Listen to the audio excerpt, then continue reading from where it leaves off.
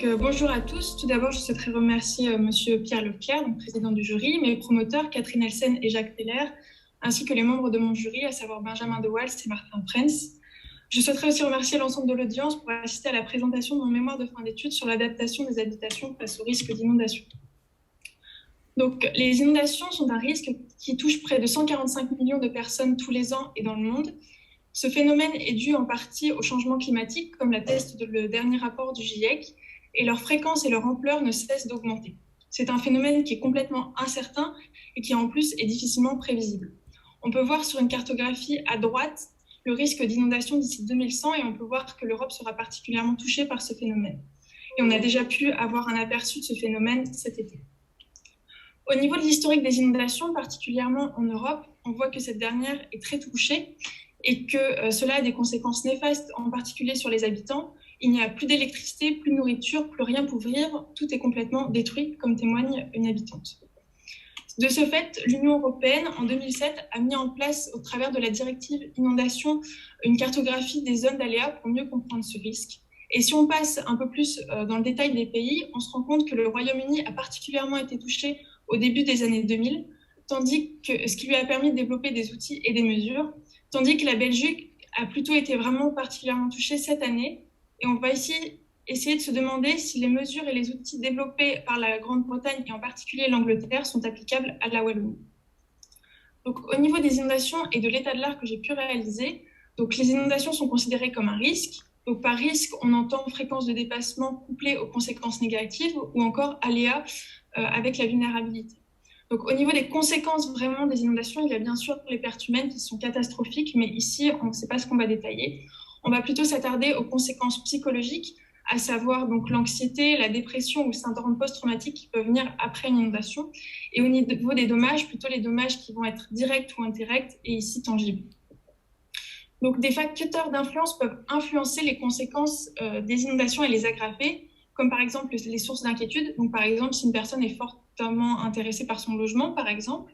Il y a aussi des facteurs aggravants, comme le fait d'avoir ou non une assurance. Au niveau des caractéristiques intrinsèques de l'habitation, il va par exemple y avoir le type de matériaux utilisés ou encore l'organisation interne de l'habitation.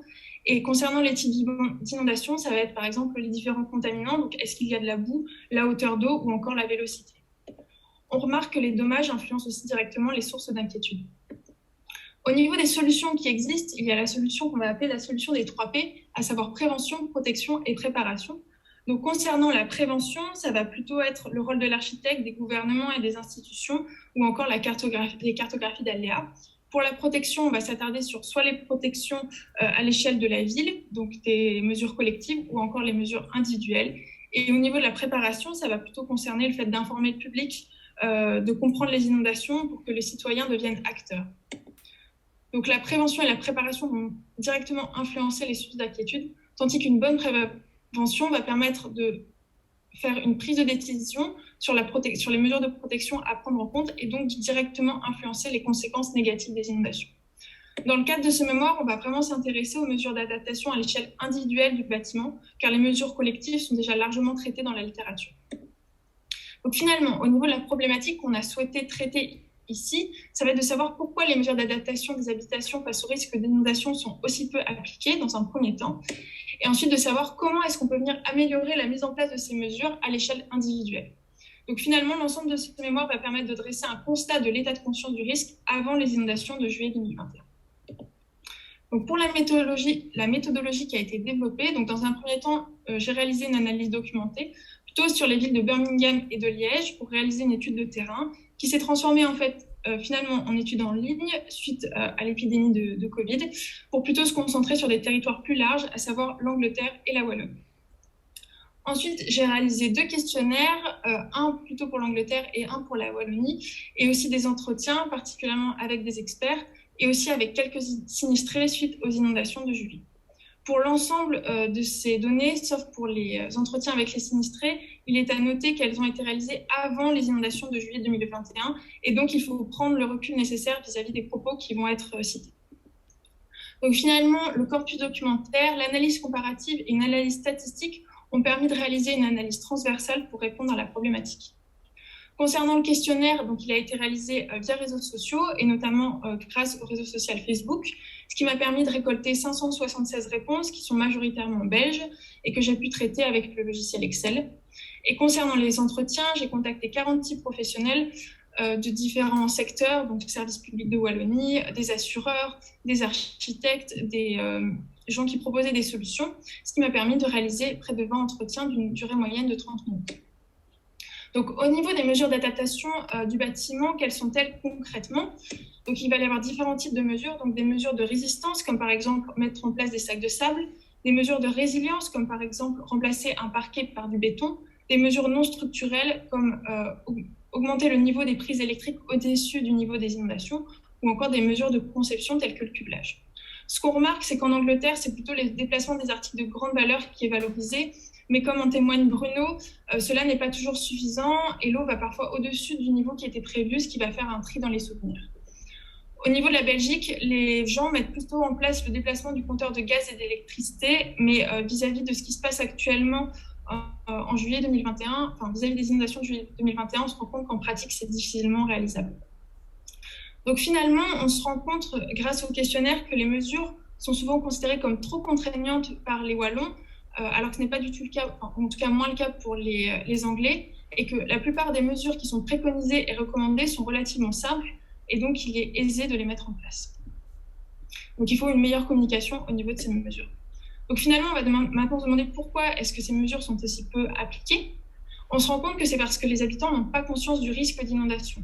Alors pour ce qui est des inondations par débordement, c'est relativement le cas, mais pour celles par ruissellement, ce n'est pas du tout le cas, qu'il n'y a pas de mémoire collective du risque qui est entretenue suivant les années.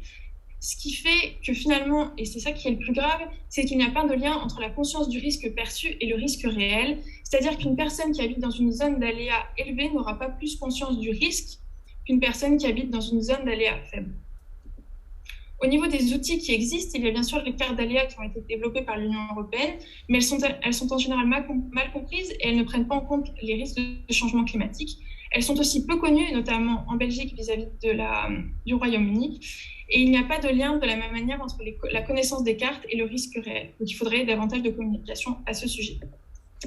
Pour le plan de secteur et le code été, donc il concerne principalement les nouveaux permis et on se rend compte que finalement le risque réside principalement sur les bâtiments existants.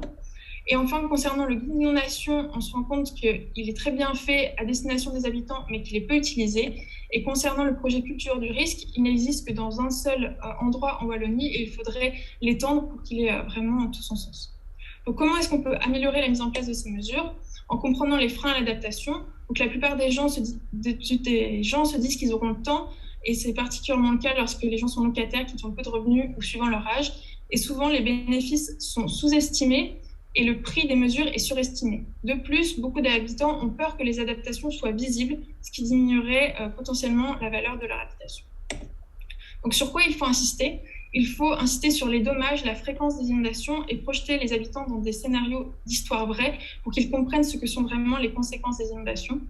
Ils ont besoin de mieux connaître les mesures de protection et cela suite à une inondation ou au moment de la conception. Concernant les architectes, on s'est rendu compte que la problématique des inondations était retraitée au moment de l'enquête et qu'il y avait un manque de cadre légal pour finalement obliger les architectes à mettre en place des mesures. Enfin, nous avons souhaité, dans le cadre de ce mémoire, développer un outil pour inciter à l'adaptation, pour justement développer la conscience du risque au niveau des habitants. Donc cela se fait en deux parties, soit de l'obligation, donc faire intervenir des experts, interdire d'habiter en zone à risque, ou encore de faire des diagnostics de vulnérabilité, à l'instar du tableau présenté à droite, qui permet, comme peut le faire un peu le DPE, de mieux comprendre quels sont les risques réels d'une habitation en fonction de sa localisation, de ses caractéristiques, ou encore des mesures qui sont mises en place. Et dans les mesures recommandées, il y a bien sûr donc, mieux connaître les dommages, meilleure communication des outils, ou encore une aide financière. Et donc, on a tout un paradoxe finalement entre qu'est-ce qui est de la responsabilité collective, individuelle ou politique. Donc finalement, on se rend compte que la problématique des inondations est une problématique complexe car interdisciplinaire, qu'il y a une mauvaise conscience du risque, en particulier en Belgique en Wallonie plutôt, vis-à-vis de l'Angleterre, qu'il faut donc mettre à jour les outils pour avoir plus de communication et d'aider les habitants de manière financière. Donc là, on vient de dresser finalement un constat de l'état de conscience avant les inondations de juillet 2021. Et finalement, ces inondations doivent être le lieu d'une collecte de données massive pour mieux comprendre et mieux aider les habitants à mettre en place des mesures, pour réaliser ensuite de nouveaux travaux de recherche, comme par exemple l'évolution de la pratique des architectes dans la prise en compte des inondations suite à ces événements. Merci.